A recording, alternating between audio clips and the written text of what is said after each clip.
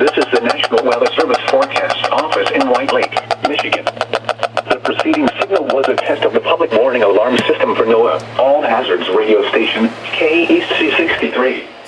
During potentially dangerous weather situations, specially built receivers can be automatically activated by the signal to warn of the impending hazard. Tests of the signal and receiver's performance are normally conducted each Wednesday between the hours of 11 a.m. and 1 p.m. If there is a threat of severe weather, the test will be postponed to the next available good weather day. Reception of this broadcast, and especially the warning alarm, will vary at any given location. This variability, normally noticeable at greater distances from the transmitter, can occur even though you are using a good quality receiver in good working order. To provide the most consistent and dependable warning service possible, the warning alarm will be activated for launches and warnings affecting only the following southeast lower Michigan counties: Livingston, Oakland, Macomb, Washtenaw, Wayne, Lenawee, Monroe, and St. Clair.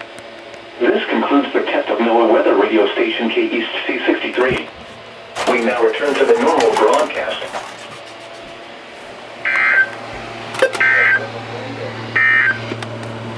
This is NOAA Weather Radio All Hazards, station KEC63.